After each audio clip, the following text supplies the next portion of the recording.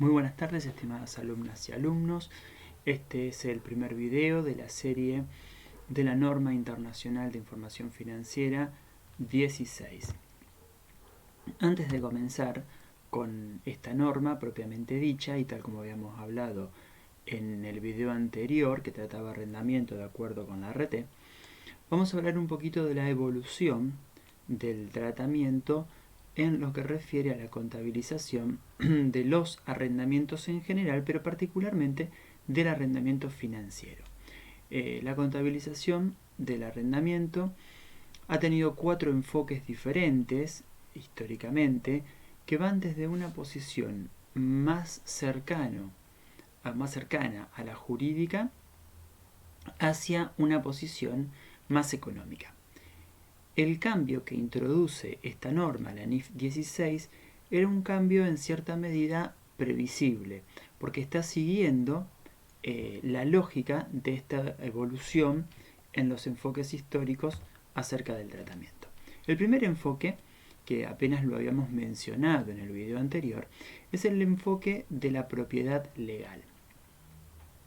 Se contabiliza como un arrendamiento, es un alquiler, hasta que se produce la compra o venta, depende del lado en el que estemos, si es que se producía.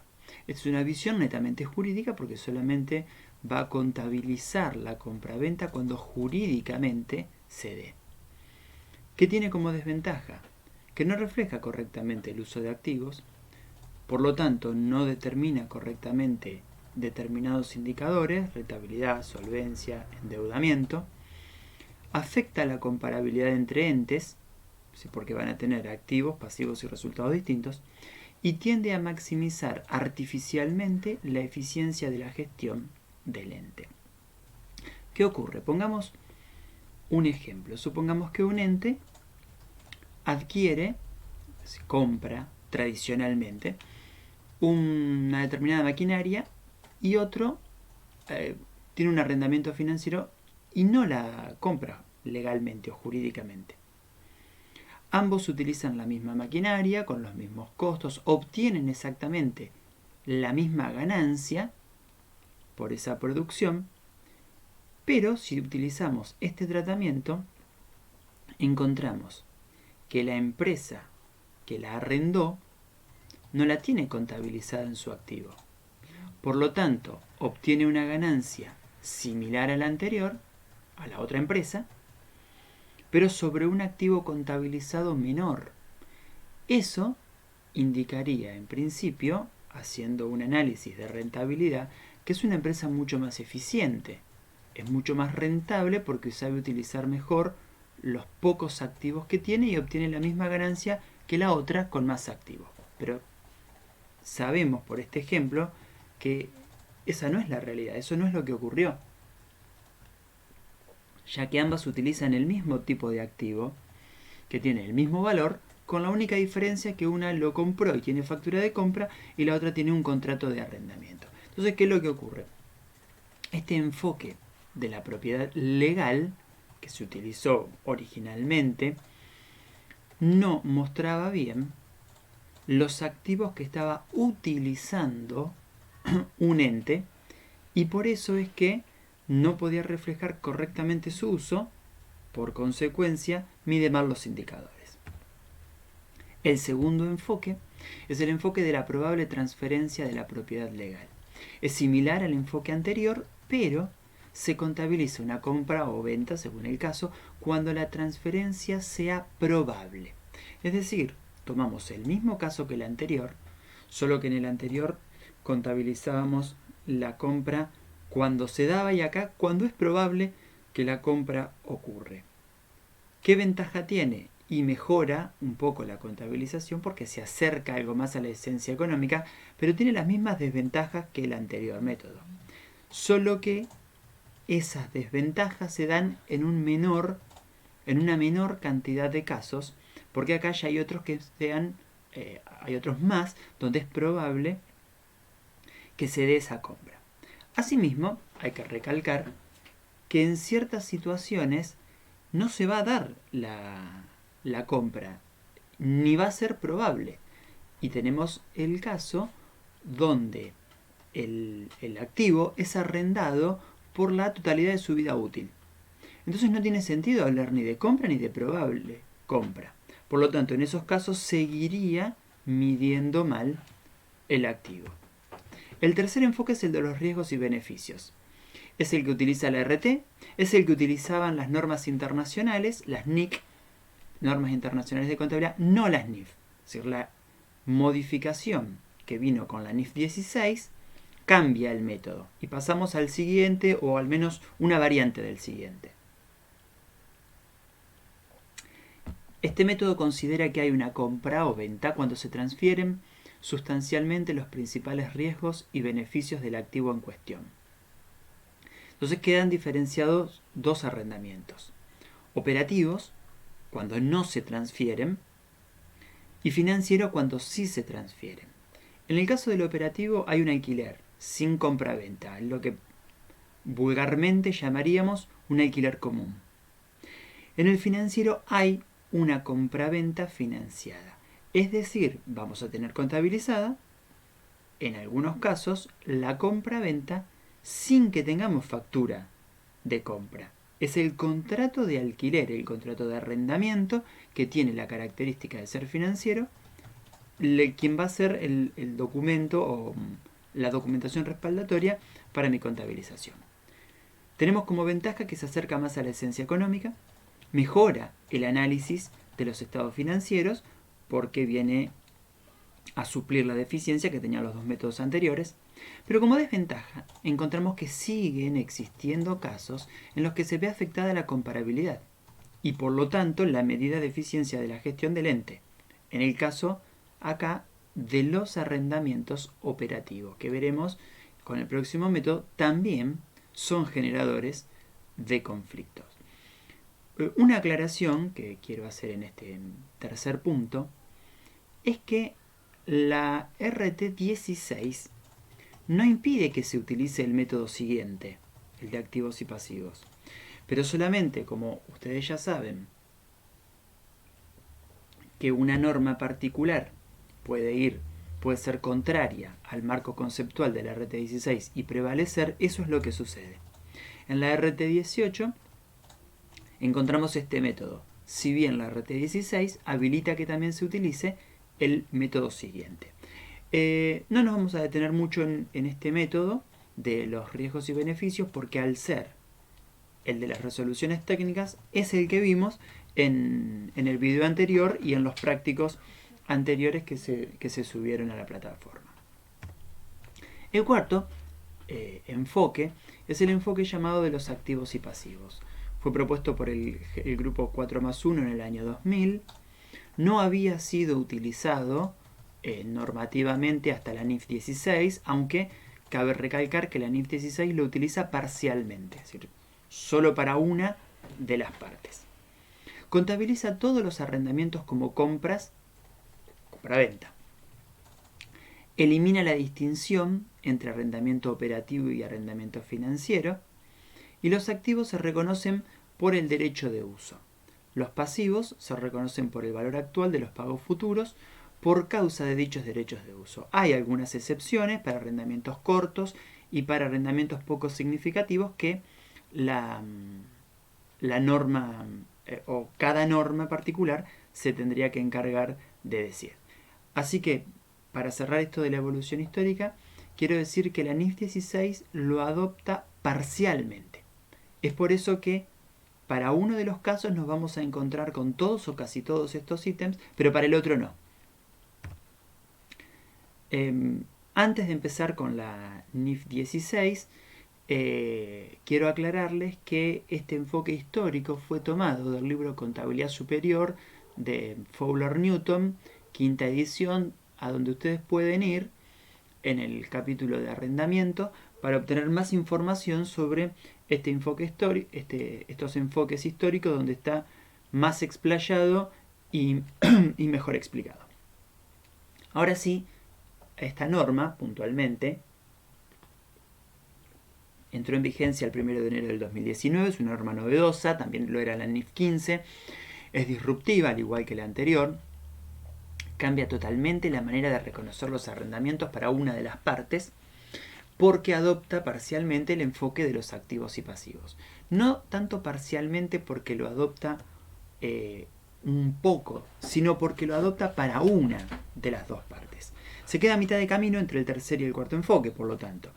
Era previsible que la contabilización de los arrendamientos evolucione hacia la esencia económica, les había dicho hace unos minutos que sigue una línea lógica en su evolución. Hay que comprenderla junto con la NIF 15, que también es novedosa, y la norma de contratos que vimos hace unas semanas. Pero no hay que buscar analogías, ni en tratamientos, ni denominaciones con normas que tienen un enfoque anterior, que podríamos también llamar un enfoque más viejo. Por ejemplo, con la anterior NIC 17, la SIC número 15, la SIC 27 o bien la RT 18. ¿Qué significa? No tracemos analogías entre esta norma y estas que acabo de mencionar, porque el enfoque que tienen es distinto.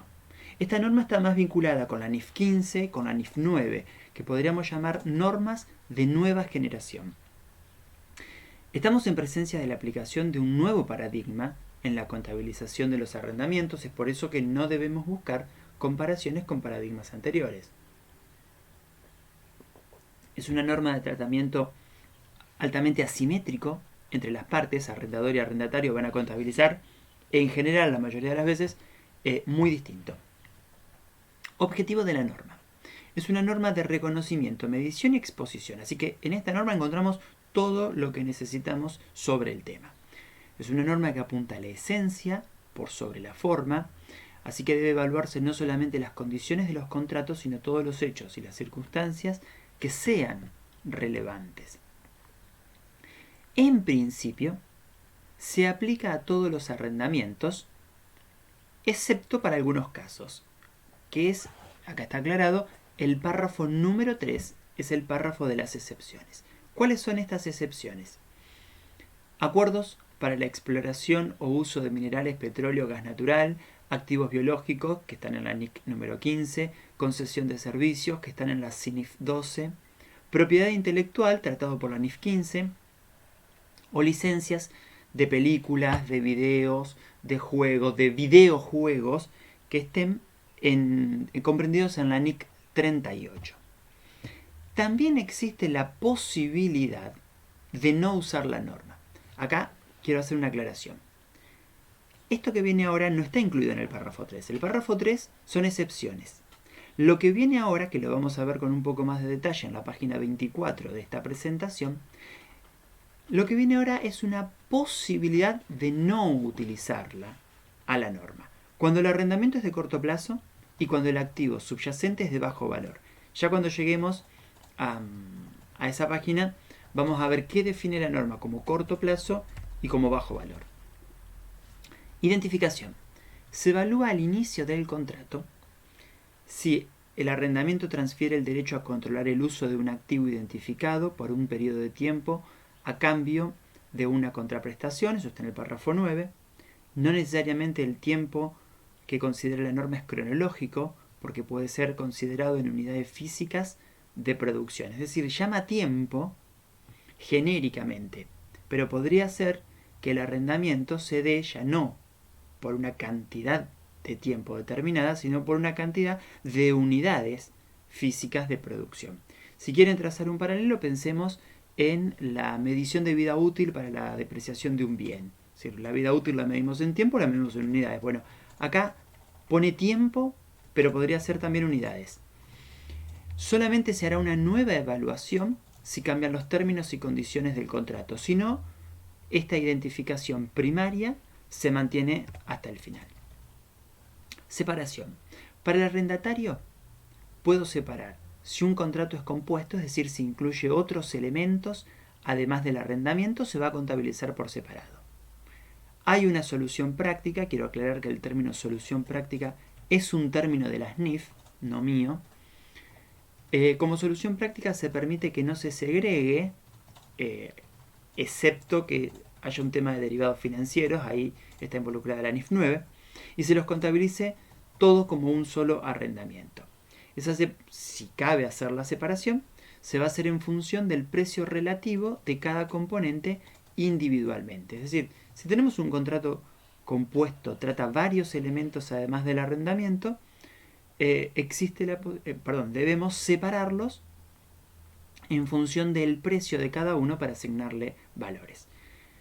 Para el arrendador tiene que aplicar la NIF 15. Directamente lo manda a los párrafos 73 a 90 de la norma. En cuanto a los plazos, se considera el plazo como el periodo no cancelable de ese contrato.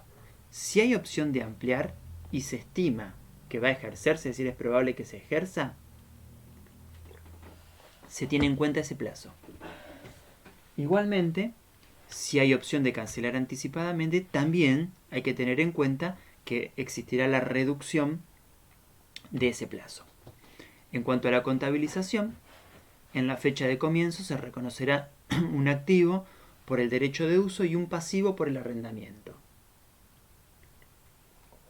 Al comienzo, el derecho de uso se reconoce al costo.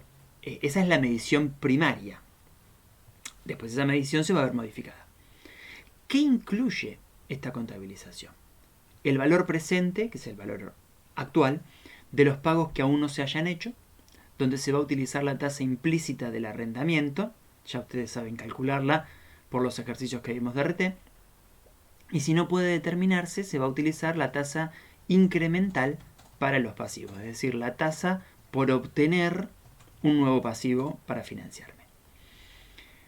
Los pagos ya realizados, menos los incentivos, los costos directos iniciales y la estimación de los costos a incurrir por desmantelamiento y eliminación del activo, restauración, etc., incluidos en el contrato, con la excepción de que vaya a inventarios. Si ese producto que voy a tener va a ir a inventarios, entonces este último ítem no se va a tener en cuenta. Aclarando entonces qué es lo que va a ocurrir acá, es que el ente está adquiriendo un derecho de uso. Por lo tanto, ya no nos importa si el arrendamiento es operativo o es financiero. Simplemente es una compra. Si compro un bien, contabilizaré como activo ese bien. Supongamos una maquinaria. Pero si alquilo la maquinaria, lo que estoy comprando es la capacidad de uso. Por lo tanto, voy a tener como activo el derecho de uso de esa maquinaria. ¿Cómo mido el pasivo? A la fecha del comienzo se mide por el valor presente de los pagos que hace falta o que haga falta hacer. Se utiliza la tasa implícita del arrendamiento y si no se puede calcular fácilmente, la incremental por pasivos. Incluye los pagos fijos, menos los incentivos, los pagos variables, los pagos esperados por garantía de valor residual, precio de opción si se espera ejercerla y pagos por penalizaciones si es razonable que eso ocurra. La medición posterior para los activos se da por dos modelos. El llamado modelo de costo, que es el derecho de uso, que lo habíamos determinado anteriormente, menos la depreciación, porque pensemos que estamos adquiriendo un activo derecho de uso, y por lo tanto ese activo se va a deprecia por la NIC 16, e incluso podría desvalorizarse, es decir, pérdidas de valor acumuladas, y se ajusta por cualquier nueva medición que haya del pasivo. Es decir, este activo lo voy a medir al costo como cualquier bien de uso. Su derecho de uso menos su depreciación y eventualmente menos sus desvalorizaciones. Y da otros modelos. Como excepción podría utilizar otros modelos. ¿Cuáles son? El de valor razonable si el activo está como propiedad de inversión. No para todos. Tiene que estar dentro de la NIC 40. Y el de revaluación si está como propiedad planta y equipo y se aplica el revalúo de la NIC 16. Para llevarlo al plano de RT, que quizá les resulte más fácil, este modelo de revaluación es similar al del revalúo del RT 31. Y propiedad planta y equipo es la denominación que utilizan las normas internacionales para lo que nosotros llamaríamos bienes de uso. Entonces, para sintetizar esta página 16, vemos que la medición posterior va a ser al costo u otros modelos. Esos otros modelos, que si bien los decimos en plural, solo podemos elegir uno de los dos. Revaluación si es bien de uso o valor razonable si es propiedades de inversión. No podemos cruzarlos. Medición posterior para los pasivos. Al costo amortizado, que es el importe en libros, es el valor contabilizado, más intereses, menos pagos, y una nueva evaluación del pasivo si hubo un cambio en el plazo del arrendamiento o bien un cambio en la opción de compra, se va a medir nuevamente el pasivo utilizando estas modificaciones, la tasa modificada. Si surgiese un cambio en el valor, entonces tengo que modificar el pasivo, porque tengo una nueva deuda. Ahora, ¿contra quién modifico el pasivo? Lo tengo que modificar contra el activo.